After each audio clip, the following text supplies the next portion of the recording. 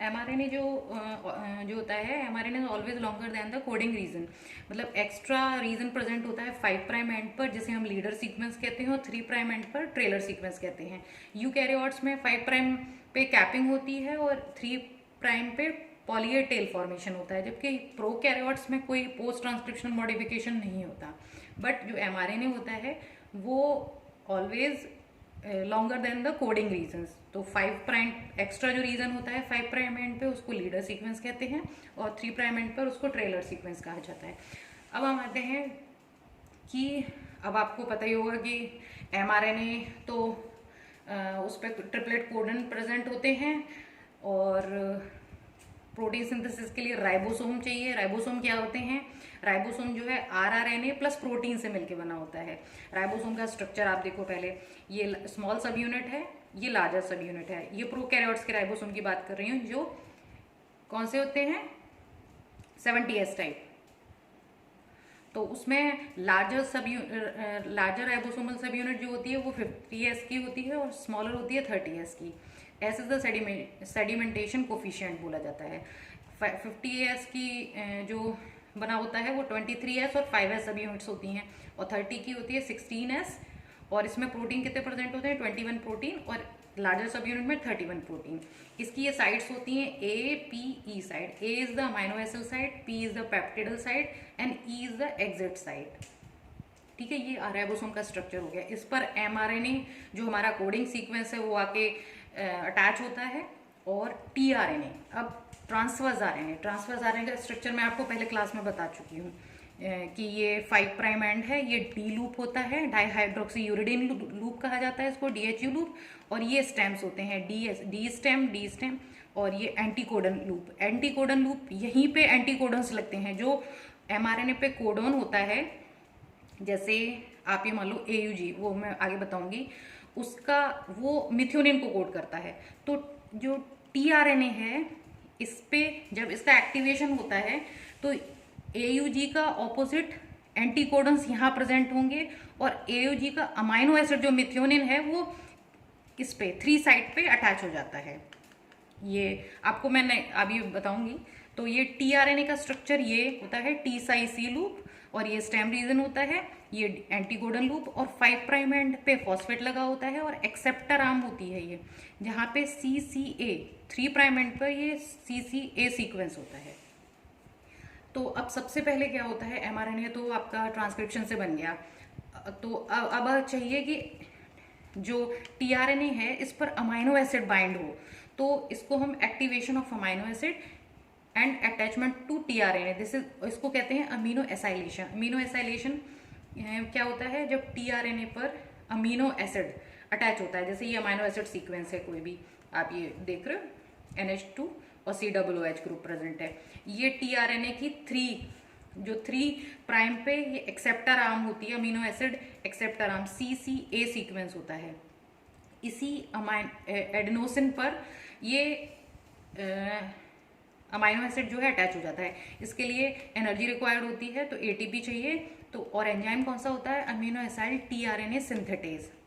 ये जो है recognise the anticodon loop and acceptor stem of tRNA. ये अमाइनो एसिड टीआरएनए सिंथेटेज जो एंजाइम होता है, जो अमाइनो एसाइलेशन करता है, ये एंटीकोडन लूप को रिकॉग्नाइज करता है।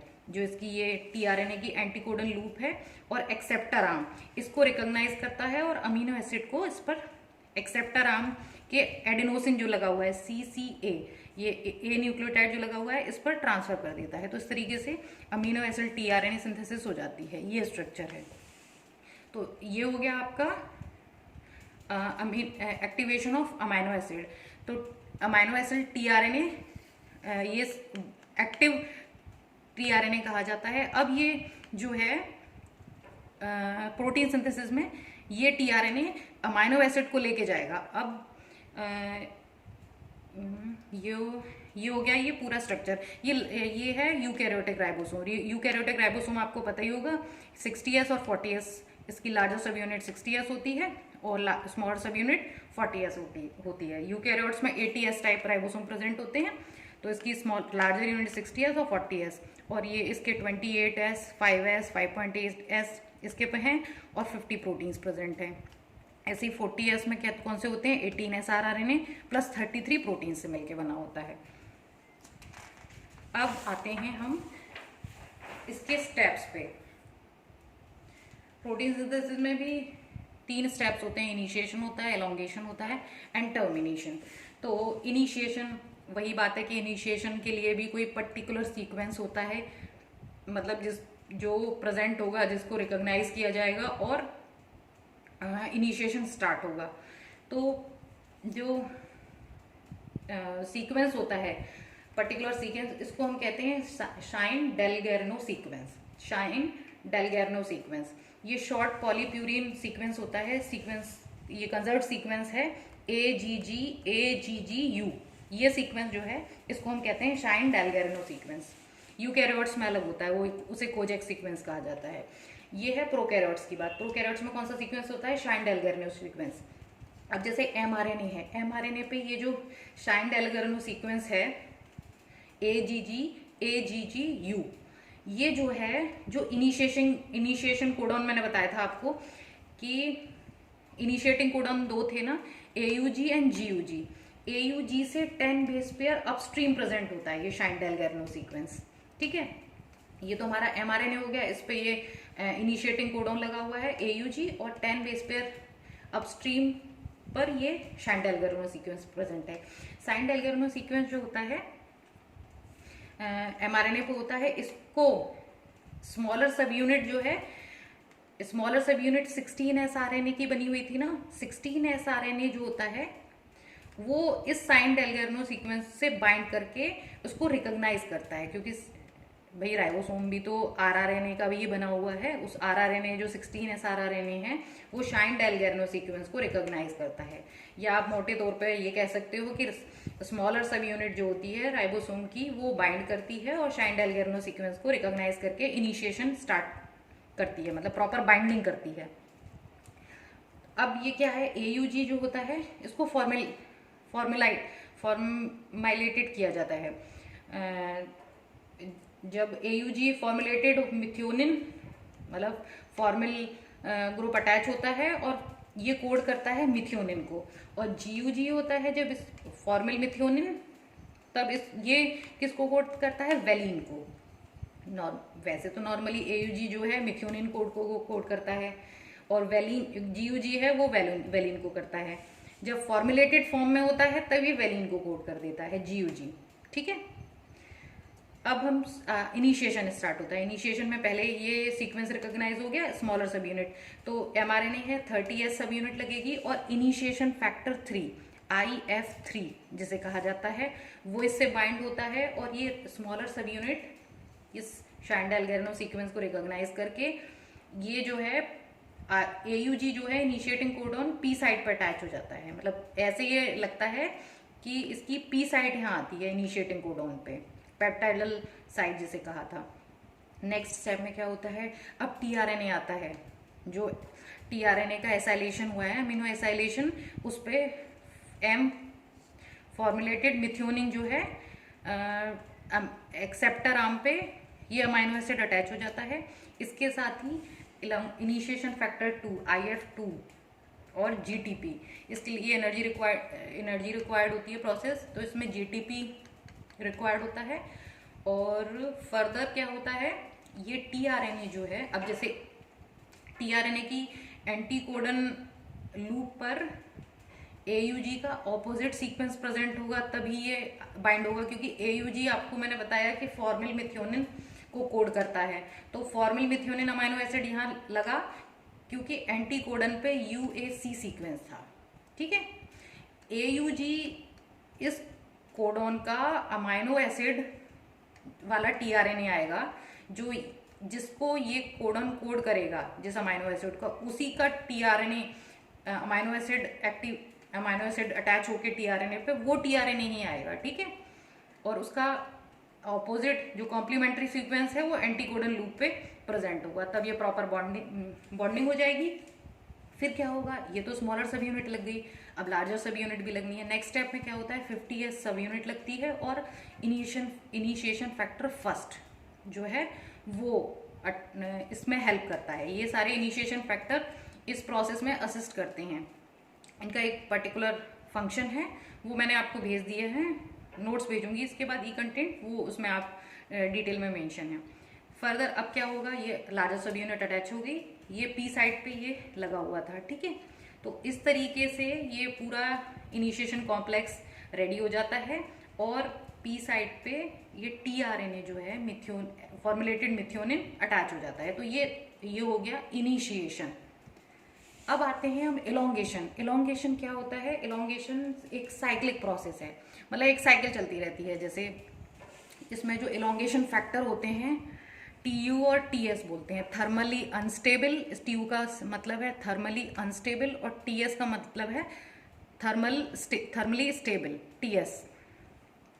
ये अब आप देखो, जैसे इनिशिएशन हुआ, अब इलोंगेशन स्टार्ट होना है, तो अब जो next tRNA amino acyl tRNA आएगा वो ए साइट पे आएगा। अब आप देखो अमीनो एसिड टीआरएनए और प्लस इसमें इलोंगेशन फैक्टर टीयू लगेगा और जीटीपी, ये कॉम्प्लेक्स है जीटीपी, यहाँ पे भी एनर्जी रिक्वायर्ड होती है। फर्दर ये ऐड हुआ, अब आप देखो ए साइट पे नेक्स्ट जो टीआरएनए है वो ए साइट पे आ गया।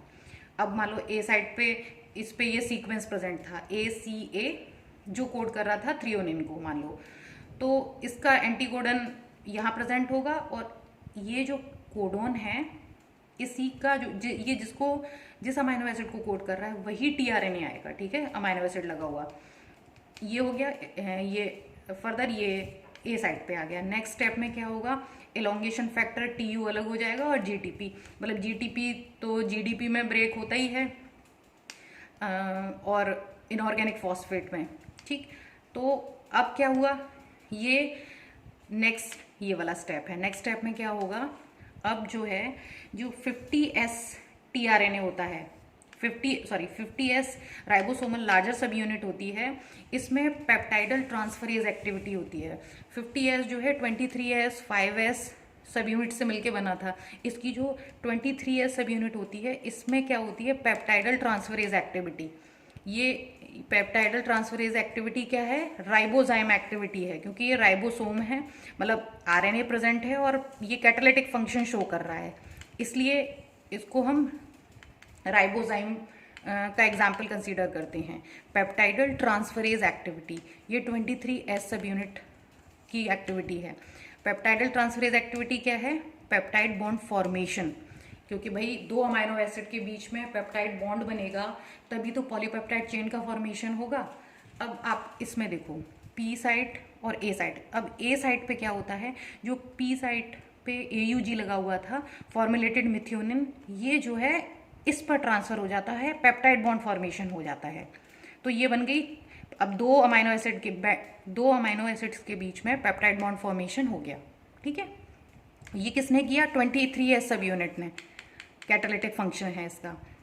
तो इस तरीके से ए साइट पे आ गया। अब ये जो है ये वाला टीआरएनए ई साइट पे आएगा, जिसे हम एग्जिट साइट कहते हैं, इस पर आके अलग हो जाएगा, ठीक है। और ये पूरा सिस्टम ए से पी साइट पे आ जाएगा, ठीक है।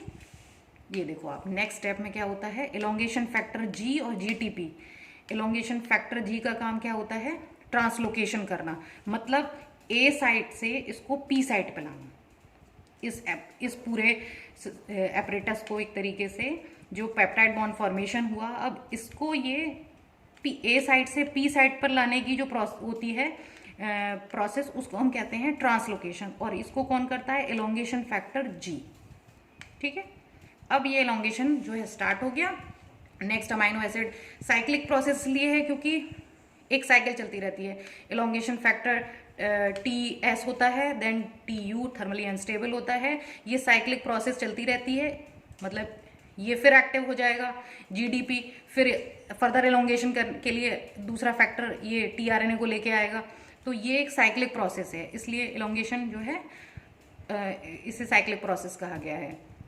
अब further tRNA next amino acid जो आएगा वो ए साइट पर अटैच होगा, फिर ये जो है ये वाला, ये जो इन दोनों अमाइनो एसिड के बीच में पेप्टाइड बॉन्ड फॉर्मेशन हुआ था, जब तीसरा टीआरएनए आएगा अमाइनो एसिड को लेके, ये थ्रियोनिन जो है उस वाले अमाइनो एसिड से पेप्टाइड बॉन्ड फॉर्मेशन कर लेगा। ये खाली हो जाएगा, ये एग्जिट साइड से हट जाएगा और ये ए साइड से ट्रांसलोकेशन होके पी साइड पे आ जाता है। इस तरीके से ये एलोंगेशन चलता रहता है जब तक ये पूरा ट्रांसलेट नहीं हो जाता, पूरा mRNA पॉलीपेप्टाइड चेन फॉर्मेशन नहीं हो जाता, तब तक एलोंगेशन चलता रहता है। फिर आता है लास्ट में टर्मिनेशन, कि टर्मिनेशन कैसे होता है, मतलब भाई प्रोसेस का एंड तो नहीं है, तो टर्मिनेशन के लिए भी टर्मिनेटिंग कोडॉन्स होते हैं। टर्मिनेटिंग कोडॉन्स, अब आइए टर्मिनेशन क्या है। टर्मिनेशन में एक मिनट, टर्मिनेशन के लिए टर्मिनेटिंग कोडॉन होते हैं। जैसे ही mRNA पर UAA, UAG या GUGA, UAA को हम ओकरा कहते हैं, UAG को अंबर एंड UGA को ओपल कहा जाता है। जैसे ही ये कोडॉन टर्मिनेटिंग कोडॉन आते हैं, टर्मिनेशन स्टार्ट हो जाता है। इसके लिए भी फैक्टर्स होते हैं, रिलीजिंग फैक्टर 1, 2 एंड 3। अब क्या होता है, रिलीजिंग फैक्टर जो होता है ये जो है, ये प्रोटीन सीक्वेंसेस ही हैं। ये जो है ए साइड पे बाइंड हो जाता है। ए साइड जो थी मैंने आपको पिछले ही वीडियो में बताया था, APE साइड, तो ए साइड पे बाइंड कर जाता है। और जैसे ही UAA और UAG, ये किस किस को, कौन से वाले अमाइनो एसिड को, कौन से कोडॉन को रिकॉग्नाइज करता है, UAA और UAG को, मीन्स ओकरा और अंबर को रिकॉग्नाइज करता है। RF1, RF2 क्या करता है, ये भी, ये जो है UAA और UGA को रिकॉग्नाइज करता है। और रिलीजिंग फैक्टर 3 ये क्या करता है, इसका काम होता है stimulate the dissociation of RF1 and RF2 from the ribosome after termination. Termination होने के बाद रिलीजिंग फैक्टर फर्स्ट और रिलीजिंग फैक्टर सेकंड को हटाने का, डिसोसिएशन का काम RF3 करता है। तो इस तरीके से ये टर्मिनेशन हो गया। अब जो ये रिलीजिंग फैक्टर जो है ए साइड पे बाइंड होते हैं, ठीक है, जिससे फर्दर प्रोसेस एलोंगेशन नहीं होता, टर्मिनेशन हो जाता है। अब जब ये पूरी राइबोसोम, पूरी असेंबली बन गई, लार्जर सब यूनिट, स्मॉलर सब यूनिट, अब इनका डिसोसिएशन भी तो होता है, कि डिसोसिएशन ऑफ राइबोसोमल यूनिट। जैसे भाई प्रोटीन सिंथेसिस में पहले mRNA स्मॉलर सब यूनिट पे लगा, फिर लार्जर सब यूनिट आई, तो एक तरीके से राइबोसोम असेंबली या कॉम्प्लेक्स फॉर्मेशन होता है। अब इसका डिसोसिएशन भी होता है। तो डिसोसिएशन के लिए राइबोसोम रिसाइकिल फैक्टर्स होते हैं, और इलोंगेशन फैक्टर G और इनिशिएशन फैक्टर 3 ये हेल्प करता है इसके डिसोसिएशन में। तो इस तरीके से आपका प्रोकैरियोटिक ट्रांसलेशन हो गया। प्रोकैरियोटिक ट्रांसलेशन और ट्रांसक्रिप्शन और ट्रांसलेशन कपल्ड होते हैं, मतलब जैसे जैसे ट्रांसक्रिप्शन होता जाता है वैसे वैसे साथ ही साथ रेप्लिकेशन, साथ साथ ट्रांसलेशन होता जाता है, ट्रांसक्रिप्शन के साथ साथ ट्रांसलेशन भी, क्योंकि ये प्रोकैरियोट्स में तो सारा कुछ साइटोप्लाज्म में ही हो रहा है। यूकैरियोट्स में थोड़ा प्रोसेस अलग है, वो मैं आपको नेक्स्ट वीडियो में डिस्कस करूँगी। ओके।